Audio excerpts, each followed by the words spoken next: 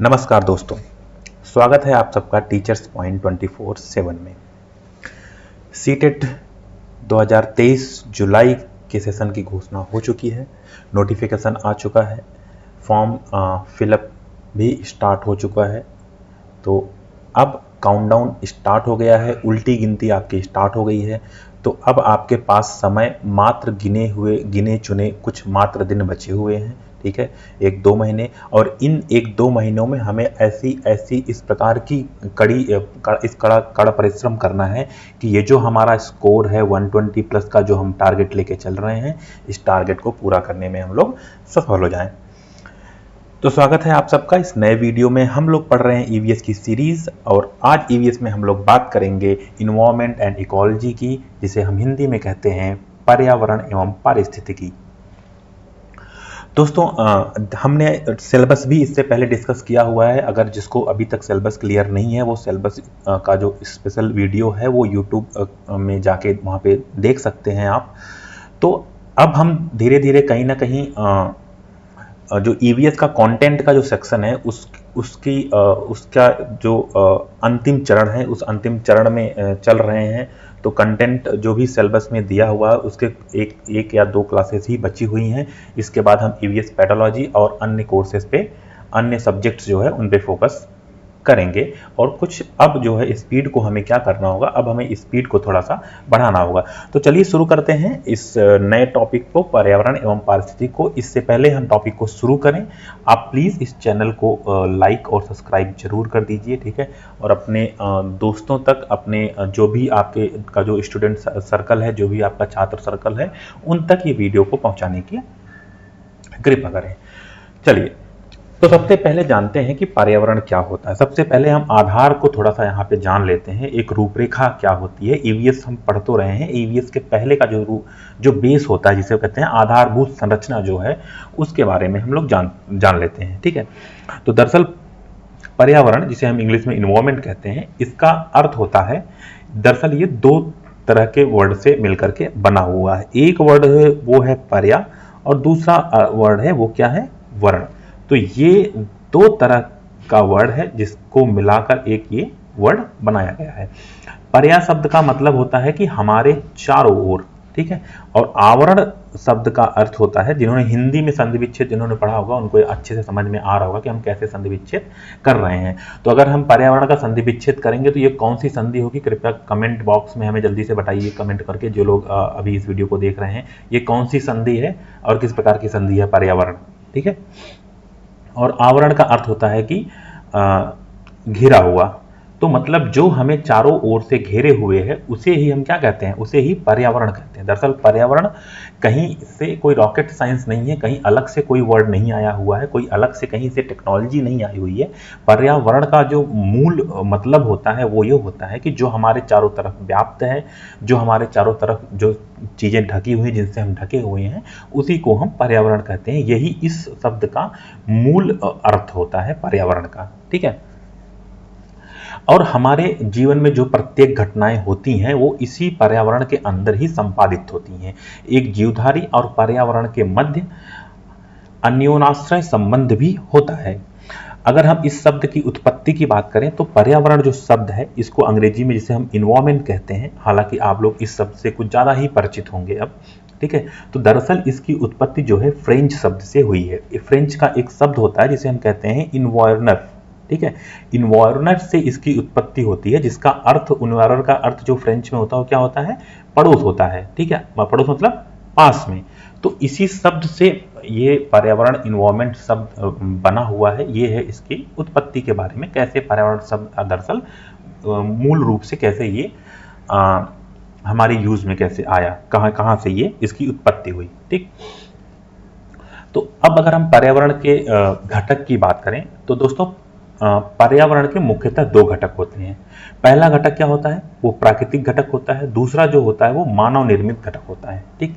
तो 2 मेन इसके घटक होते हैं। पहला घटक मतलब 2 मेन कंपोनेंट होते हैं। पहला प्राकृतिक मतलब कि नेचुरल कंपोनेंट, प्राकृतिक घटक जिसे हम कहते हैं। दूसरा है जो मानव निर्मित कंपोनेंट जिसे कहते हैं, जिसे हम मैड मेन कंपोनेंट या मानव निर्मित घटक कहते हैं।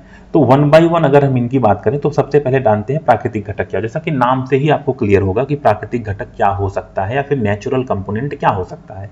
ठीक है, प्राकृतिक घटकों को प्रमुख दो भागों में विभाजित किया जाता है, जिसमें पहला है जीवक घटक। इसमें जैविक घटक के अंदर जो है इसमें सभी प्राणियों जैसे जंतु जगत एवं पादप जगत को सम्मिलित किया जाता है, एवं अजैविक घटक जिसमें कि स्थल, जल, वायु, प्रकाश, ताप एवं मृदा, मिट्टी, ये सब सम्मिलित होते हैं।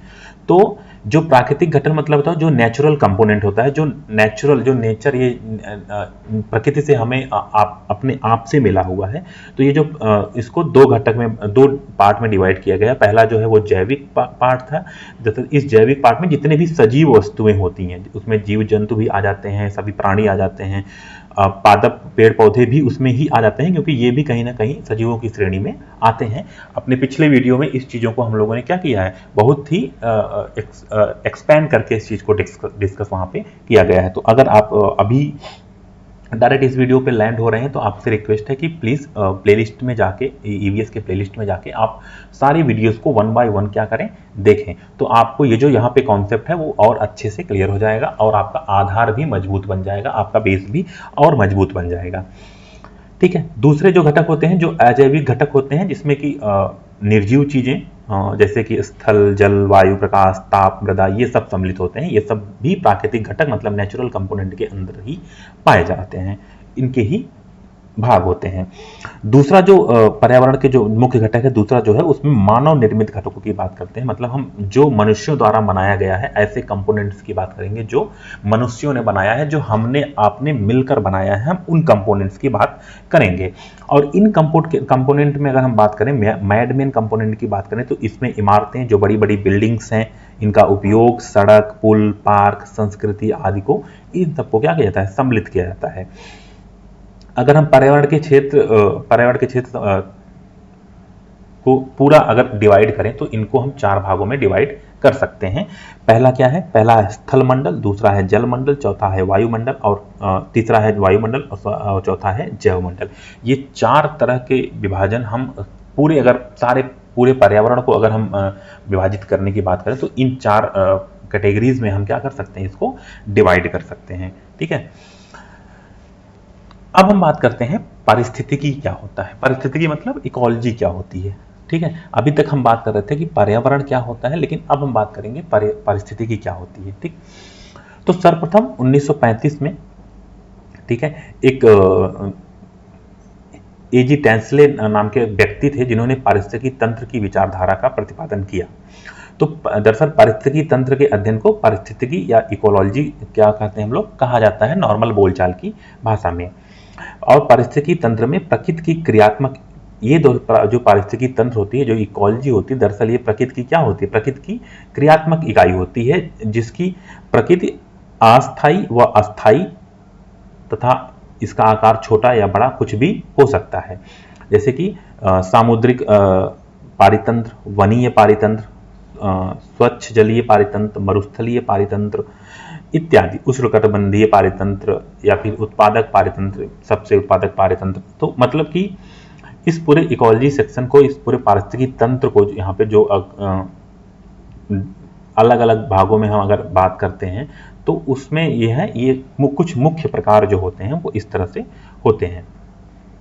ठीक, अब हम पारिस्थितिकी तंत्र के अगर घटकों की बात करें तो इसमें भी मुख्य रूप से दो ही घटक होते हैं। पहला है जैविक घटक और दूसरा है अजैविक घटक। जैविक घटक मतलब जिसमें जीवित चीजों के बारे में हम डिस्कशन करें, ऐसे सजीवों के बारे में जब हम डिस्कशन करेंगे तो वो जैविक घटक उसमें आ जाएंगे।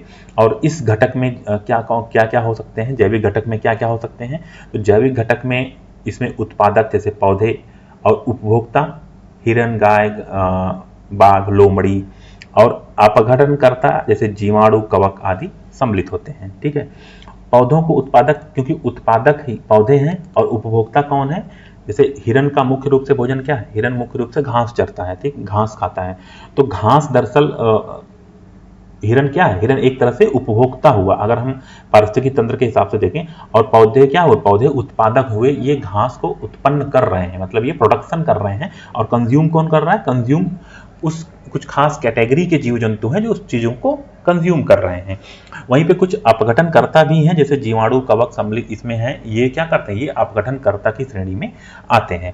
अब अगर हम बात करें अजैविक घटक के बारे में, तो इसमें सौर प्रकाश मतलब सूर्य का प्रकाश, वायु, जल, मृदा एवं अन्य कार्बनिक पदार्थों को सम्मिलित किया जाता है। अगर हम खाद्य श्रृंखला की बात करें, तो खाद्य श्रृंखला दरअसल क्या होता है, यह विभिन्न जीवों का एक विशिष्ट क्रम होता है जिसके द्वारा पारितंत्र में खाद्य ऊर्जा का प्रवाह होता है। ठीक है, खाद्य ऊर्जा मतलब फूड चेन। फूड चेन में क्या होता है, जैसे अगर हम फूड चेन की बात करें तो घास की बात करते हैं। ठीक है, घास की हम बात कर लेते हैं। ठीक है, घास कौन खाता है, घास हिरन खाता है। ठीक, हिरन को कौन खाता है, हिरन को शेर खाता है। ठीक है, तो इस तरह से एक सर्कल ऐसे बना हुआ है। ठीक, खाद्य श्रृंखला अगर आप थोड़ा सा याद करने की कोशिश करेंगे अपने शुरुआती दिनों में, जब हम खास करके ये विज्ञान में पढ़ाया जाता था या सामान्य विज्ञान का पाठ होता था, उसमें हम लोग पढ़ते थे खाद्य श्रृंखला, फूड चेन क्या होती है। ठीक है, तो इसका प्रवाह जो है एक दिशीय होता है, जिसमें ऊर्जा का मुख्य स्रोत सूर्य है। ठीक है, सूर्य ऊर्जा का मुख्य स्रोत क्यों है, क्योंकि अगर हम यहाँ पे सबसे बेसिक की बात करें घास की, तो घास जो है सूर्य के प्रकाश में कार्बन डाइऑक्साइड की सहायता से ये अपना भोजन बनाते हैं और पौधे अपने आप को क्या करते हैं, विकसित करते हैं। इन्हीं पौधों को विभिन्न प्रकार के जीव जंतु, ज्यादातर जीव जंतु क्या होते हैं, वो पौधों पे ही डिपेंडेंट होते हैं अपने भोजन के लिए। भोजन वाला जो हमारा वीडियो है उसमें हम लोगों ने इस चीज को अच्छे से डिस्कस किया है कि दरअसल भोजन क्या होता है, कितने प्रकार के हो सकते हैं, कैसे कैसे हो सकते हैं। ठीक, तो वही उन्हीं खाद्यों की बात की जा रही है। ठीक है, और वहीं पे एक व्यक्ति थे जिन्होंने लिंडमैन जिनको हम कहते हैं, इन्होंने 10% ऊर्जा का रूपांतरण सिद्धांत प्रतिपादित किया था।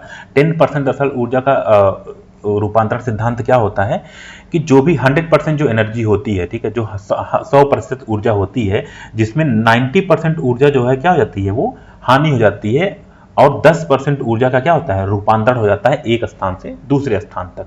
ठीक है, अगर खाद्य ऊर्जा की बात करें तो वो निम्न ये कुछ इस तरह से हम इसको क्या कर सकते हैं, इसको थोड़ा सा जान सकते हैं। जैसे सूर्य हमारा मुख्य स्रोत है, इससे पहुंचा कहां पे, ये उत्पादक के पास पहुंचा। अगर उत्पादक की बात करें तो यहां देखें उत्पादक कौन है, उत्पादक यहाँ पे पौधे हैं। मतलब सूर्य जो हमें प्रकाश दे रहा है उसकी सहायता से जो कुछ उत्पादक हैं हमारे इस पृथ्वी पर, उनके पास तक क्या पहुंच रहा है, वो उनके पास तक वो एनर्जी, वो ऊर्जा पहुंच रही है, और उत्पादक के पास से फिर कहां ट्रांसफर हो रहा है, जो प्राथमिक उपभोक्ता है उसके पास ट्रांसफर हो रहा है। प्राथमिक उपभोक्ता के बाद जो द्वितीय उपभोक्ता है उसके पास ट्रांसफर हो रहा है। द्वितीय उपभोक्ता के बाद जो तृतीयक उपभोक्ता है इसके पास ऊर्जा का ट्रांसफर हो रहा है। ऊर्जा क्या की जा रही है, स्थानांतरित की जा रही है। ठीक है, और इसी प्रकार से खाद्य श्रृंखलाओं का भी समूह को भी क्या कहते हैं हम, खाद्य जाल कहते हैं। ठीक है, तो खाद्य जाल में क्या होता है, खाद्य जाल में भी ऊर्जा का स्थानांतरण जो है वो कई दिशाओं में होता है। ठीक,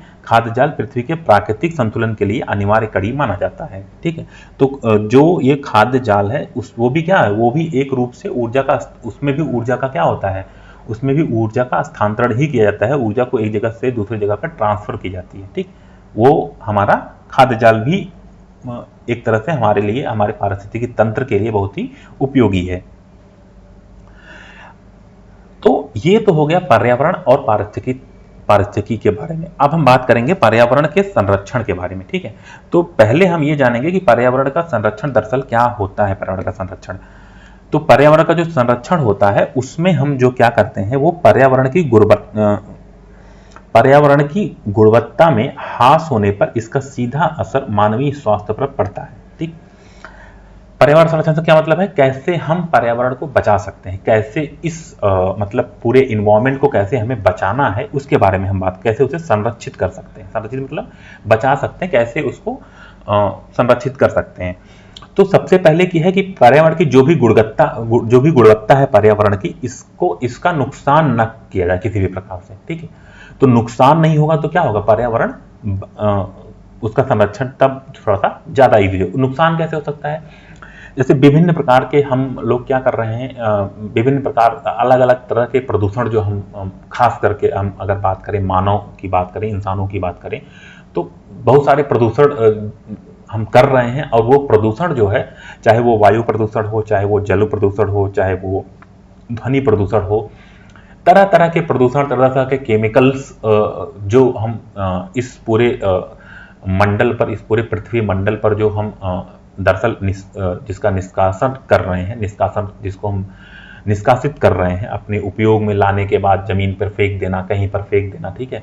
तो उससे क्या हो रहा है कि पूरा का पूरा जो ग्लोबल वार्मिंग का कॉन्सेप्ट जो आता है, ठीक, तो उससे कहीं ना कहीं प्रदूषण की वजह से थोड़ा ना कहीं बहुत हद तक पर्यावरण जो हमारा क्या हो रहा है, वो उससे उसको नुकसान पहुंच रहा है।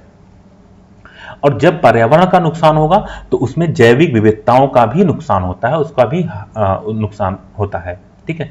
ऐसे में सबसे मनुष्य का सबसे बड़ा दायित्व मनुष्य का दायित्व क्यों बन जाता है? क्योंकि मनुष्य ही सबसे बुद्धिजीवी प्राणी अभी तक का माना जाता है इस पूरे पृथ्वी पर। इस पूरे पृथ्वी पर सबसे बुद्धिजीवी प्राणी मनुष्य को माना जाता है। जैसे हम और आप बहुत बुद्धिजीवी मान, लेकिन कहीं ना कहीं सबसे बुद्धिजीवी प्राणी मनुष्य ही सबसे बड़ा दुश्मन है पर्यावरण का, ठीक है। किस तरह से हम नुकसान पहुंचा रहे हैं कि पूरे पूरे इन्वायरमेंट को, वो भी एक अपने आप में बहुत ही चिंतनीय विषय है, ठीक। और इसको संरक्षण के लिए कोई संस्था, कोई सरकार इस पे सिर्फ एक्शन नहीं ले सकती है। एक एक मनुष्य को इसके बारे में सोचना होगा। एक एक मनुष्य को, जो भी इस पृथ्वी पर जीवित है, जिसके भी पास बुद्धि है, जिसके भी पास भगवान ने, ऊपर वाले सोचने की क्षमता दिया हुआ है प्रकृति ने, उनको इसके संरक्षण के बारे में कहीं ना कहीं बाध्य होना पड़ेगा। इसको संरक्षित करने के लिए, इसको बचाने के लिए, और सबको एक साथ आना पड़ेगा, ठीक है।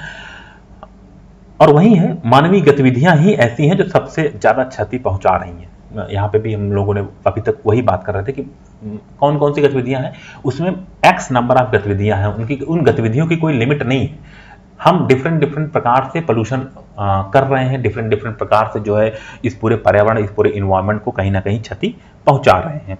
अब अगर बात करते हैं हम लोग पर्यावरण संरक्षण की, ठीक है, तो इसके लिए राष्ट्रीय एवं अंतर्राष्ट्रीय स्तर पर बहुत सारे कदम उठाए जाते रहे हैं, ठीक है, ताकि हम क्या कर सकें, पर्यावरण को संरक्षित कर सकें।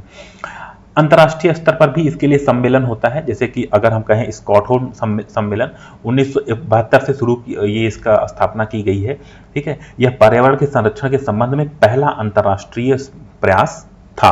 तो अगर आपसे कोई पूछता है, कोई सवाल किसी भी एग्जाम में पूछा जाता है, तो पर्यावरण के संरक्षण के संबंध में पहला अंतर्राष्ट्रीय सम्मेलन कौन सा है, तो आपको बताना पड़ेगा स्टॉकहोम सम्मेलन जो हुआ था, ये जो है पहला सम्मेलन था जब किसी पर्यावरण के संरक्षण के बारे में जहां पर बात की गई। 1972 में ये हुआ था, ठीक है। और इसका सिद्धांत क्या था? एक ही पृथ्वी है, ठीक है, मतलब वन अर्थ, ठीक। इसी सम्मेलन में यह घोषणा की गई कि प्रत्येक वर्ष 5 जून को, ठीक है, 5 जून जो कि अभी आने वाला है, विश्व पर्यावरण दिवस मनाया जाएगा, ठीक।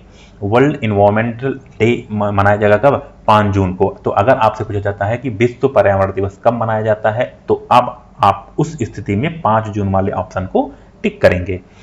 वहीं पे दूसरा है, क्या है? पृथ्वी सम्मेलन। पृथ्वी सम्मेलन 1992 ईस्वी में, सन 1992 में यह हमारे प्रकाश में आया, ठीक है, कह सकते हैं, ठीक। यह सम्मेलन पर्यावरण और विकास को केंद्र में रखता है, जिसके लिए दस्तावेज जारी किया गया जो एजेंडा 21 के नाम से जाना जाता है। एजेंडा 21 क्या है? एजेंडा 21 पृथ्वी सम्मेलन के जो दस्तावेज जारी किए गए उसको हम क्या कहते हैं? एजेंडा 21 के नाम से जानते हैं। इस सम्मेलन में पहली बार सतत विकास, जैव विविधता संरक्षणों एवं जल संकट तथा जलवायु परिवर्तन जैसे ज्वलंत विषयों पर व्यापक चर्चा की गई थी, ठीक है। ये जो एकाएक हीट वेव आप सुन रहे हैं न्यूज में, ठीक है, सोशल मीडिया पे आप देख रहे होंगे, हीट वेव आ गया, या फिर कहीं पे सुनामी आ गई, कहीं पे कुछ इस तरह की घटनाएं हो गई, ठीक है। तो ये जो पर्यावरण में लगातार परिवर्तन हो रहा है, कहीं पे आप देख रहे हैं जहां पे नॉर्मल टेम्परेचर 35 डिग्री होता था, कहीं पे आप सुन रहे हैं कि वहां पे 55 डिग्री होने लगा है, वहां पे 50 डिग्री होने लगा है, वहां पे 40 डिग्री होने लगा है, या फिर 45 डिग्री होने लगा है। तो ये जो इतना बड़ा परिवर्तन एकाएक नहीं आ गया, कहीं ना कहीं हम पूरे इन्वायरमेंट को कुछ ना कुछ नुकसान करा है हमने, इस पूरे मानव प्रजाति ने। हम मानव प्रजाति की ही बात करेंगे क्योंकि हम सबसे ज्यादा बुद्धिजीवी हैं और सबसे ज्यादा लाभ लेने की कोशिश हम ही कर रहे हैं। तो अगर ये जो बुद्धिजीवी जंतु है मानव, ठीक है, कहीं ना कहीं मानव प्रजाति ने सबसे ज्यादा परिवर्तन, जलवायु, इन्वायरमेंट पे जो इसका इफेक्ट है, इनके जो क्रियाकलाप हैं, उस क्रियाकलापों का इफेक्ट जो पड़ा है, जो भी वो बहुत ही खतरनाक हुआ है, ऐसा हम कह सकते हैं। ठीक है, और पहली बार पृथ्वी सम्मेलन में इसकी बात जो है की गई। ठीक, अब अगर हम पर्यावरण संरक्षण को भारत के परिप्रेक्ष्य से देखते हैं तो भारत में 19 नवंबर 1986 को पर्यावरण संरक्षण अधिनियम, ठीक है, 1986 क्या कर दिया गया, लागू कर दिया गया। तो अगर आपसे पूछा जाए भारत के संदर्भ में कि भारत में पर्यावरण संरक्षण अधिनियम कब लागू किया गया, तो आप कब बताएंगे, 19 नवंबर, डेट एकदम याद रखिएगा, 19 नवंबर 1986 को भारत में पर्यावरण संरक्षण अधिनियम लागू किया गया। यह अधिनियम 1972 में हुए विश्व पर्यावरण एवं संयुक्त राष्ट्र सम्मेलन के घोषणा पत्रों को लागू करने के लिए प्रतिबद्धता स्वरूप पारित किया गया था। मतलब जो वैश्विक मंच पर जिसकी हमने बात किया कि हम वैश्विक मंच पर इन सब चीजों की घोषणा की गई, तो एक हिसाब से हम भी भारत देश भी उसमें क्या हुआ, इंडिया भी उसमें आगे आया और हमने भी ये संकल्प लिया कि हम जो भी पूरे जो सबका विचारधारा है, हम भी उस विचारधारा से कदम से कदम मिलाकर आगे बढ़ेंगे और पर्यावरण संरक्षण अधिनियम को हमने क्या किया, पारित किया। वहीं पे भारत में पर्यावरण संरक्षण से लेकर के कुछ खास आंदोलन भी चलाए गए। सबसे पहला जो आंदोलन था चिपको आंदोलन। ठीक है, तो दरअसल चिपको आंदोलन ये उत्तराखंड के चमोली जिले से के गोपेश्वर नामक एक शहर से वहां से दरअसल यहाँ से जो है उसकी शुरुआत हुई थी। चिपको आंदोलन दरअसल अगर आपको हम बताएं तो क्या हुआ था, वहां पे लोग जो है पेड़ों से चिपक, जो भी पेड़ थे पेड़ों से चिपक रहे थे कि इनको काटा ना जाए। ठीक है, कहीं ना कहीं हमें सबसे बड़ा काम क्या करना है, हमें सबसे बड़ा काम यही करना है, पेड़ों को बचाना है। ठीक है, क्योंकि उन्हीं से हमें ऑक्सीजन मिलेगा, वो ही हमारा जो हम जो CO2 निकाल रहे हैं या फिर जो हमारे गाड़ियों से CO2 निकल रहा है, वो कहीं ना कहीं वही पेड़ क्या करते हैं, ऑब्जर्व करते हैं। ठीक है, तो इन पेड़ों को न काटने को लेकर के ही ये आंदोलन स्टार्ट हुआ। और सुंदरलाल बहुगुणा थे, उन्होंने इस में क्या किया कि महिलाएं और पुरुष जो है पेड़ों से चिपक कर उनकी क्या करती थी, रक्षा करती थी। दोनों बाहों में पेड़ों को भर लेते थे और कहते थे कि हम इस पेड़ को नहीं काटने देंगे। कुछ इस तरह का सेंटिमेंटल आंदोलन जो है सुंदरलाल बहुगुणा द्वारा उत्तराखंड के चमोली जिले के गोपेश्वर शहर से प्रारंभ किया गया। ठीक है, और पर्यावरण के संरक्षण के अन्य आंदोलनों में एक और आंदोलन था जिसका नाम था क्या, एपिको आंदोलन। ठीक है, जिसके जो प्रणेता थे, जो इस आंदोलन को शुरुआत देने वाले थे, वो है पांडुरंग हेगड़े थे।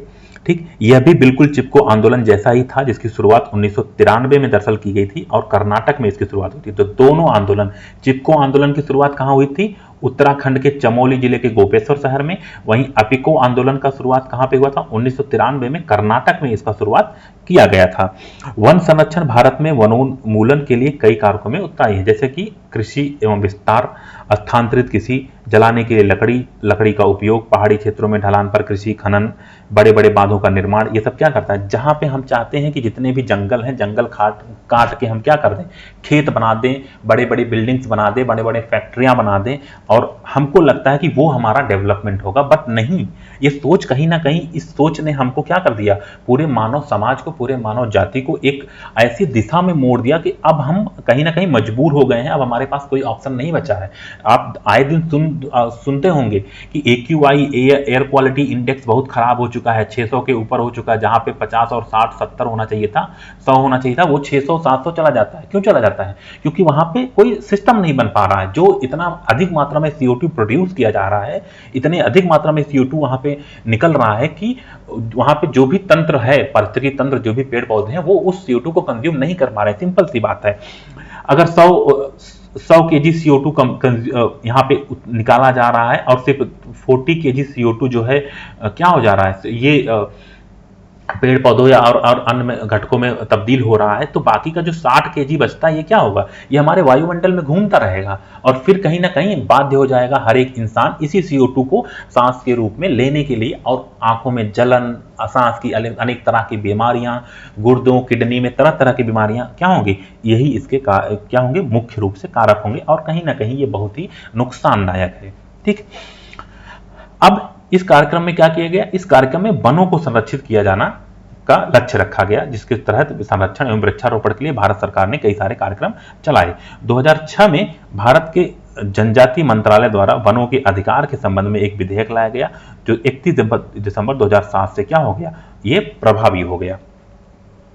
ठीक है, अब हम बात करते हैं पर्यावरण संरक्षण संबंधी पुरस्कारों की बात करते हैं। ठीक है, ऐसे कौन से, मतलब जो लोग पर्यावरण संरक्षण कर रहे हैं, सरकार उनको क्या करती है, प्रोत्साहित करती है, उनको पुरस्कार देती है और उनको हाईलाइट करती है कि ये इन्होंने ऐसा काम किया है हमारे इन्वायरमेंट को लेकर के। तो सबसे पहले जो शुरुआत हुई है उसको कहते हैं इंदिरा गांधी पर्यावरण पुरस्कार। इसकी शुरुआत 1987 में हुई।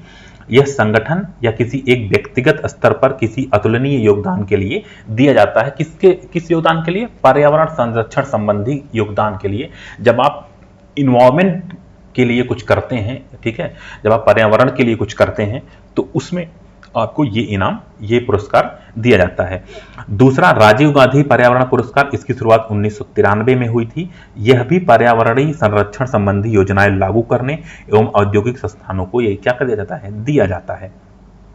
ठीक है, और वहीं विश्व स्तर पर अगर बात करें तो विश्व स्तर पर पर्यावरण संरक्षण के लिए कार्य करने वाली संस्था WWF, world wild life and for nature, इसके अलावा वैश्विक स्तर पर पर्यावरणीय संबंधी कार्यक्रमों को क्रियान्वित करने हेतु 1972 में, याद रखिएगा 1972 में संयुक्त राष्ट्र संघ के तत्वाधान में संयुक्त राष्ट्र पर्यावरण कार्यक्रम UNEP का भी गठन किया गया। तो अगर आपसे पूछता है कि UNEP का गठन कब किया गया, तो UNEP का गठन 1972 में किया गया। ठीक है, और इसका मुख्यालय कहां पे है, नैरोबी में इसका मुख्यालय है। UNEP का मुख्यालय कहां पे है, इसका मुख्यालय है नैरोबी शहर में, इसका मुख्यालय है। भारत के संदर्भ से बात करें तो जाकिर हुसैन, जो भारत के पूर्व राष्ट्रपति भी रह चुके हैं, इन्होंने बच्चों से संबंधित कई कहानियां लिखी। इन्हीं कहानियों में से एक इन्होंने बच्चों को कठफोड़वा की जीवन की शैली के बारे में बताया और इन्होंने बच्चों को वनों की प्रासंगिकताओं को भी बताने का प्रयास किया था उस इन्होंने उन कहानियों में, इन किताबों के द्वारा इन्होंने। ठीक है, तो ये था थोड़ा सा इंट्रोडक्शन, हम लोगों ने आज बात किया कि पर्यावरण एवं पारिस्थितिकी क्या होता है, थोड़ा सा बेस समझ लेते हैं इसको। ठीक है, क्योंकि अब हम धीरे धीरे समाप्ति की तरफ बढ़ रहे हैं। ये जो ईवीएस का जो कंटेंट का जो सेक्शन था, ईवीएस कंटेंट का जो सेक्शन था, ठीक है, ईवीएस कंटेंट से कितने नंबर के क्वेश्चन आते हैं, 15 नंबर के सवाल आपसे पूछे जाते हैं ईवीएस कंटेंट से। तो ये जो 15 नंबर का सवाल पूछा जाता है, उस कहीं ना कहीं उस सिलेबस को अब हम कंप्लीट करने के एकदम कगार पे हैं। 98% कंप्लीट हो चुका है। एक दो जो टॉपिक बचे हुए हैं वो जल्दी हम उसको भी आपको प्रोवाइड कराने का प्रयास करेंगे। और इसके बाद हम लोग बात करेंगे किसके बारे में, ईवीएस पेडोलॉजी के बारे में बात करेंगे। ठीक है, ईवीएस पेडोलॉजी को हम शुरुआत करेंगे और जल्द ही ईवीएस पेडोलॉजी को भी हम क्या करेंगे, खत्म करने का हमारा लक्ष्य होगा। और अब हमारे पास टाइम बहुत कम बचा हुआ है। जो छात्र सीटेट की तैयारी कर रहे हैं उनको फिर से हम बता देना चाहते हैं कि सीटेट जुलाई सेशन के लिए जो 2023 का एग्जाम होना था उसका नोटिफिकेशन सरकार ने जारी कर दिया गया है। संबंधित एजेंसी CBSE ने उसका नोटिफिकेशन जारी कर दिया गया है। तो जो लोग सीटेट एग्जाम में अपीयर होना चाहते हैं, प्रिपरेशन कर रहे हैं, आपसे रिक्वेस्ट है कि जल्दी से जल्दी जाकर आप फॉर्म फिलअप कर दीजिए। क्योंकि अगर आप अपने शहर में एग्जाम देना चाहते हैं या फिर अपने नज़दीकी शहर में एग्जाम देना चाहते हैं तो आप जल्दी से जल्दी फॉर्म फिलअप कर दीजिए। अदरवाइज एग्जाम सेंटर जो है आपको आपका नज़दीकी शहर ना मिलके कोई दूर का शहर भी मिल सकता है। उस स्थिति में आपको कई सारी परेशानियों का भी सामना करना पड़ सकता है। तो फॉर्म तो वैसे भी भरना है, चाहे आप आज भरिए चाहे कल भरिए, तो बेहतर होगा कि आप फॉर्म पहले फिलअप करिए, लास्ट डेट का कतई वेट मत करिए। अदरवाइज एग्जाम सेंटर फुल हो जाने के बाद आपको किसी दूसरे प्रदेश में भी एग्जाम सेंटर लेना पड़ सकता है या फिर आप एग्जाम सेंटर उपस्थित न होने की स्थिति में आपको एग्जाम भी छोड़ना पड़ सकता है। तो जो लोग इस वीडियो को देख रहे हैं, आपसे रिक्वेस्ट है कि CTET.nic.in की वेबसाइट पर जाइए, ठीक है, और फॉर्म को प्लीज फिलअप कर दीजिए। हालांकि सीटेट 2023 के परिपेक्ष में हमने एक वीडियो डाला हुआ है, ठीक है, डिस्क्रिप्शन में पड़ा हुआ है, वहां पे आपको बताया गया है कि फॉर्म आ चुका है, आप कैसे फॉर्म को भर सकते हैं, कितनी फीस है। ठीक है, नॉर्मल 1000 रुपये जो फीस होती है वो 1000 रुपये फीस है। अगर आप दोनों पेपर भरेंगे तो 1200 रुपये आपको पे करना पड़ेगा। और जो आरक्षित वर्ग के लोग हैं उनको यथावत जो भी सरकार द्वारा तय किया गया है उस फीस को 500 और 600 वो पे करना पड़ेगा। ठीक है दोस्तों, तो धन्यवाद, आज के लिए इतना ही। और अगर आप यहाँ तक आ चुके हैं तो प्लीज़ चैनल को सब्सक्राइब जरूर कर दीजिए। और ये जो पूरा का पूरा हम कंटेंट डिस्कस कर रहे हैं और जो भी अभ्यास प्रश्न होता है, जो भी प्रैक्टिस क्वेश्चन होता है, जो भी PYQ होता है, प्रीवियस ईयर क्वेश्चन, सारे के सारे PDF आपको इस टेलीग्राम चैनल पर मिल जाएंगे। तो इस टेलीग्राम चैनल को आप जरूर ज्वाइन कर लीजिए, ठीक है। टीचर्स पॉइंट 24/7 के नाम से है। आप हमें फेसबुक और इंस्टाग्राम पे भी फॉलो कर सकते हैं। तब तक के लिए धन्यवाद, सब बखैर, और जुट जाइए एकदम से। इस बार आपका नारा होगा 120 प्लस टारगेट है हमारा, 120 प्लस आपको लाना ही लाना है। EVS में आपको 30 आउट ऑफ 30 स्कोर करना है, ये आप मान के चलिए। 28, 25 का कॉन्सेप्ट छोड़ दीजिए, 30 आउट ऑफ 30 हमें EVS में ला के दिखाना है इस बार, ठीक है। तो एकदम से जुट जाइए। सारी बेसिक चीजें जो यहाँ पे बताई जा रही हैं, पढ़ाई जा रही हैं, उसको पढ़िए। और जो चीजें आपको लग रहा है कि ये भी आपको कवर करना चाहिए, वो चीजों को आप कमेंट बॉक्स में आके हमें बताइए कि ये भी चीजें आप चाहते हैं कि ये भी चीजें कवर की जाए। हम जल्द से जल्द उस टॉपिक को कवर करने की कोशिश करेंगे। हमारा लक्ष्य है कि एक भी बच्चा, चाहे उसके पास पैसे हों, कोई हम कोचिंग माफिया की तरह पैसे आपसे नहीं मांग रहे हैं, ठीक है। हम सिर्फ आपका प्यार चाहिए। आपका प्यार ही, आपकी आशीर्वाद ही हमारे लिए सफिशिएंट है, बहुत है, ठीक है। कोई भी पेड चीजें यहाँ पे इन्वॉल्व नहीं होंगी, ना तो आपसे कभी किसी चीज के लिए कोई भी पैसा मांगा जाएगा। जो आप बड़े बड़े कोचिंग संस्थानों में 10,000 दे के पढ़ते हैं, वो आपको यहाँ पे फ्री ऑफ कॉस्ट प्रोवाइड कराया जाएगा, और हर तरह की सुविधाओं के साथ। ये आपसे हमारा वादा है। और ये जो 120 का स्कोर है, आपकी बार 120 के पार जाएगा। धन्यवाद दोस्तों।